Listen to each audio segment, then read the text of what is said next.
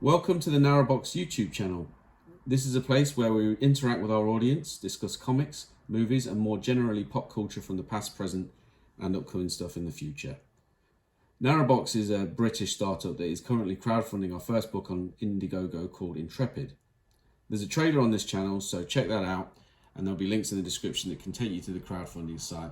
So if you feel like helping us out, donating, or backing the book, the perks are on there, and everything you can get from us is all on the website.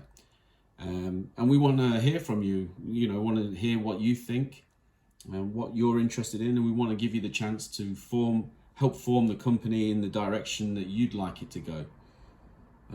We're very proud to be a part of the British comics industry, and the legacy that British creators have had on the US market in particular is profound, starting with Watchmen, going through to Vertigo Comics, which was one of my favorite things when I was growing up. And then we had the huge breakaway success of Image, which led directly to Jim Lee forming the Wildstorm universe, which is the playground for the book that we're actually looking at today, The Authority. So The Authority is on the radar in the future pop culture area at the moment, because it's been announced as a movie that's part of the new DCU that's being run by James Gunn and Peter Safran, I believe. And yes, I don't think the Authority that we're going to see from that particular project is going to be what we have here. I mean, this book, created by Warren Ellis and Bryan Hitch, is just utterly phenomenal. And it's, I've heard a lot of negative things said about it. I've heard a lot of positive things said about it. None of the things that I'm going to talk about today are things that I heard people discussing. And one of the things that I get from this book is this is a real British influence on the American culture, continued into a new era. And then what we're kind of seeing in comics today is the reasserting of these new American values back into the comics sphere. So we're seeing a lot of rejection of the influence from British authors and creators. And one of the ways that began was with the cancellation, I hate that word, but that's the best word to describe it, of Warren Ellis. It was, a despicable act perpetrated on a man who did very little to warrant the kind of abuse that he got from the people he made lots of money for. And so, yeah, this book has suffered as a result of that act of vandalism, that reputational sabotage. And yeah, it's been quite a tumultuous time in the industry. There's been a lot of new comics that have just flopped and haven't really earned their space. And The Authority was the beginning of that era, and its role in that era was not to create the climate that we're actually seeing now, but this was the beginning of political global issues being brought and tackled. And Mark Millar took over The Authority later on, and he doubled down on what Warren Ellis started. And this is really important to understand, that what we're seeing in modern comics began with The Authority. So it's kind of a strange phenomenon, but I think, to be honest, it is a rejection of the British influence and a reasserting of American values. Now, the weird thing is, these modern American values are not really American values, and what we're seeing is in the culture is that Americans are recognizing that their culture is being hijacked and used in a way that is disparaging. Like when I was growing up, America was my everything. I loved it. It was, everything on TV was cool. All the shows I grew up with, the heroes were excellent. It was a real amazing time to be alive in the 1980s. Growing up in the 1980s, you'd have all these American TV shows and movies. And a lot of British people pushed against it and said, American stuff's this, it's that, it's not great, it's fluff, it's nonsense. And there was a desire to kind of bring the substance that we saw in British media to American shows. And often I found a lot of British media very dry, very difficult to get through. TV shows were in the 80s set in England were pretty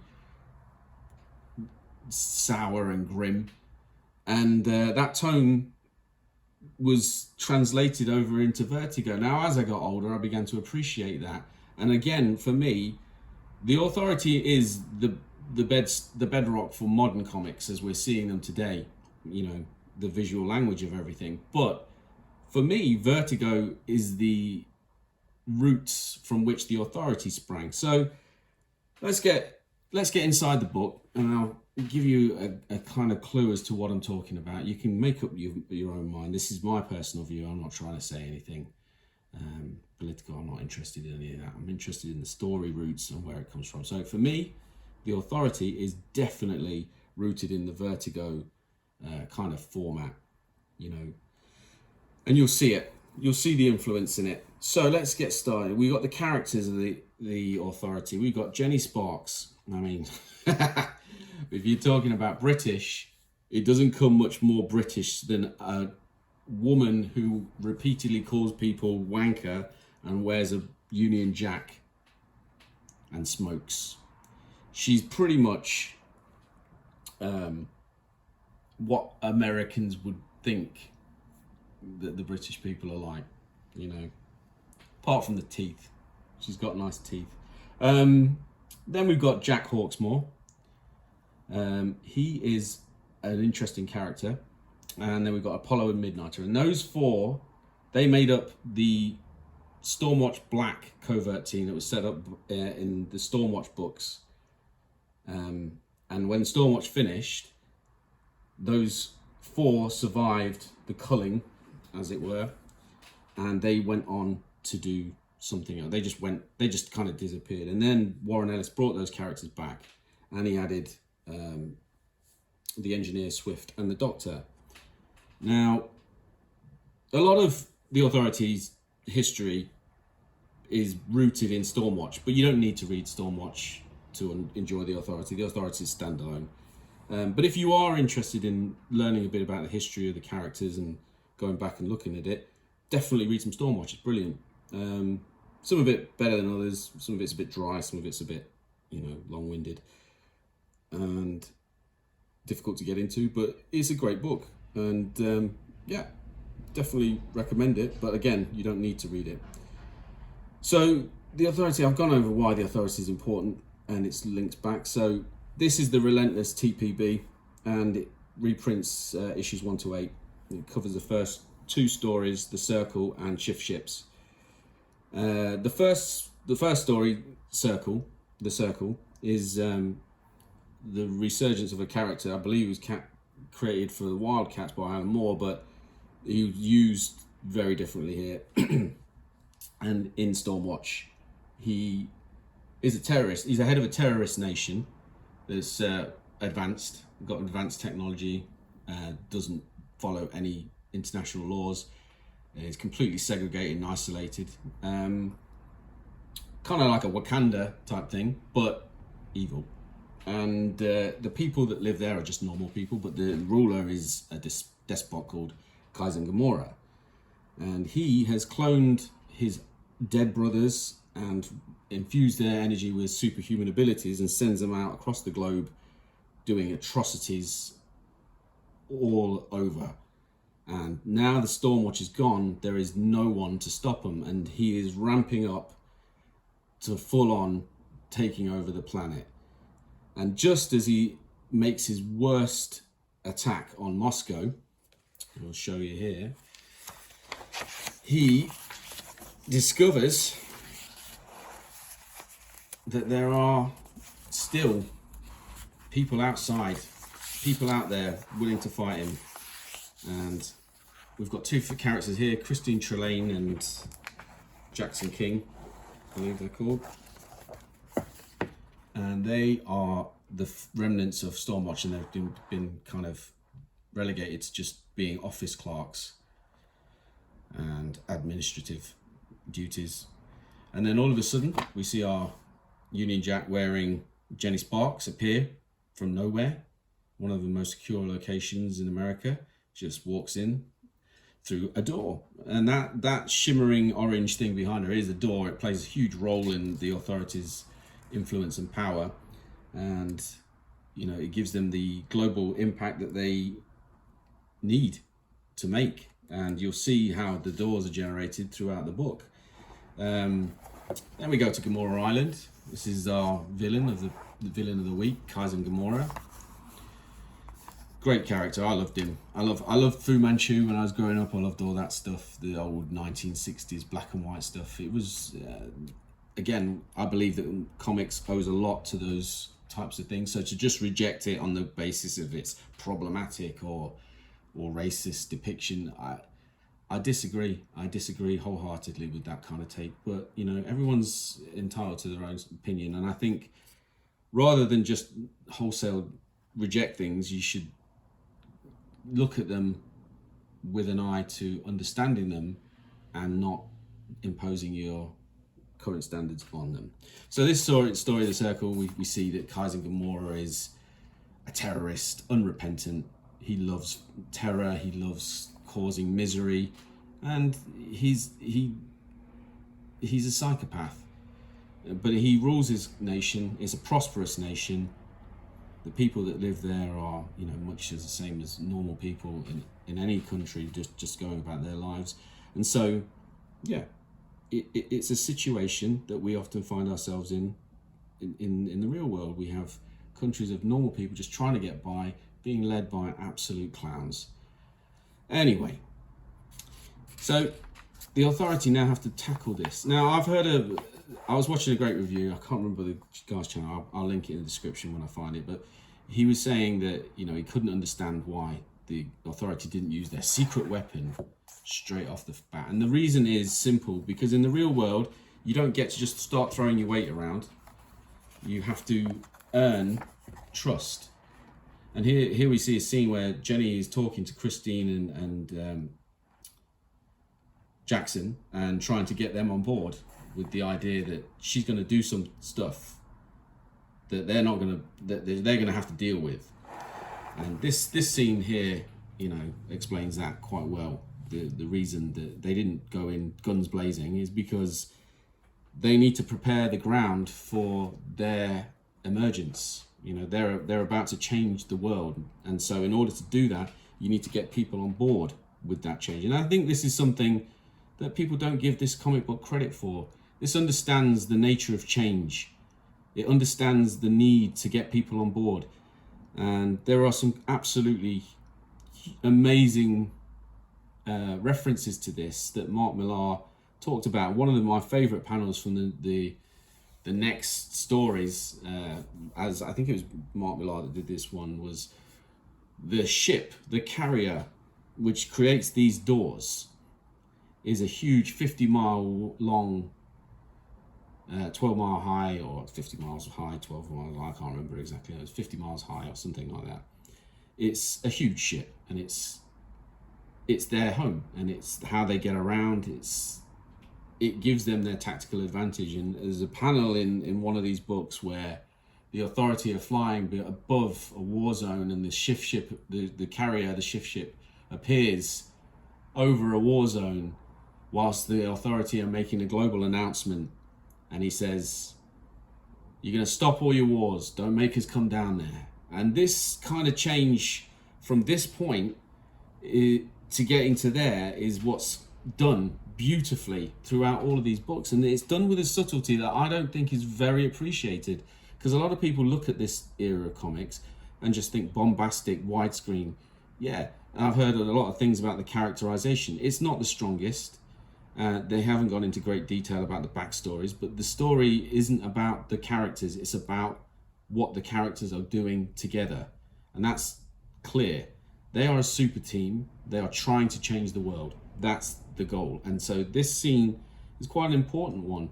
And it's just worth noting because I don't hear people talking about it very often in that sense.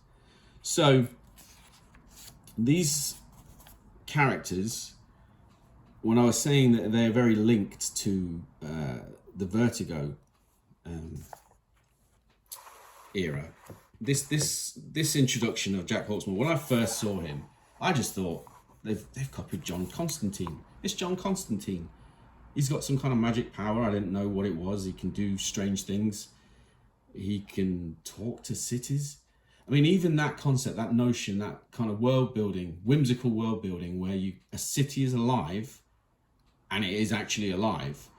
That's a brave move to base a superhero's power set on. But here we are, and it's something quite esoteric in its nature. And it's, again, this is just something that you just never hear talked about. So the roots, the costuming of Jack wearing a trench coat was not something that I'd ever seen before. It was a nod. I felt it was a nod. I could be wrong, but that's what it felt like to me. It felt like a nod back to John Constantine. He's a character with the name Jack Hawksmoor, rather than a code name like his teammates. And, he uses abilities. He interacts with the real human basic world, but he is something more. That was something that hooked me into this book, was this character in particular. I found him quite interesting. And they did a really good job of, in later issues of kind of showing his kind of leadership style and the way that he interacts with people. He's not a people person. And so, yeah, he was one of those characters that we never got to know much more about his personality, but we did get his internal personality, but we did get to see him grow as a person. And that was enough for me. I don't really need to see too much more than that, but that's a preference. Then we have the engineer. The engineer is Angela Spiker. She was created when the original engineer died.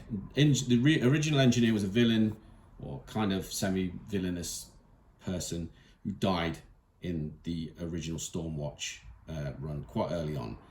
It was a story in Stormwatch called The Garden, I believe, and it had the archetypes for all the characters and these additional characters that join the Authority.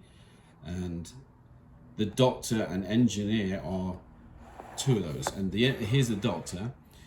This one's an even weirder. See, again, owes itself to Vertigo.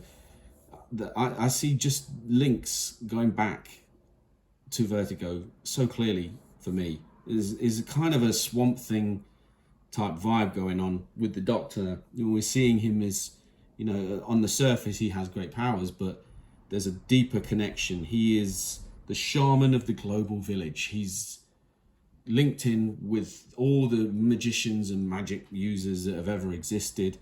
And more than that, his goal is to serve his village and his tribe. But we live in a global society, and now that we are all one person and one people, and this is what his role is. And I never understood this when I first read the book, and that's what makes it such a cool book, because when you go back and read it again, you see these little things that you didn't quite see before. And the Doctor is one of those characters that's really grown on me. He really does come into his own later on. And because he's so immensely powerful, nerfing him is difficult. So what they've done is they've given him kind of he is a junkie. He is from Amsterdam. He's a junkie who was given this power. And as a result of the inherent weakness of his character, his ability to wield these powers is damaged. He cannot wield the powers as well as he'd like. He's easily the most powerful person on the team, but he's completely a glass cannon. And it's an unfortunate thing that they had to do, but you'll see as when you read the series, you start to see how powerful he is. And, if he wasn't a glass cannon, he would be a absolute beast, and there wouldn't be a need for the rest of the team. But anyway, I digress. Then we see Apollo and Midnighter, and drawing attention to some of the beautiful interior artwork of the carrier. Now, the carrier, we've already discussed, is their ship and how they open doors to go anywhere in the world. But the one thing that's really important to note about the carrier is it's another character. It has a role, it has a goal, but we don't know what it is. It's a mystery, and it's a mystery to them, and they're uneasy about it too.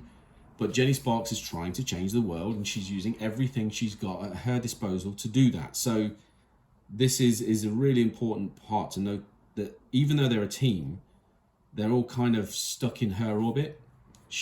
They are not perfectly formed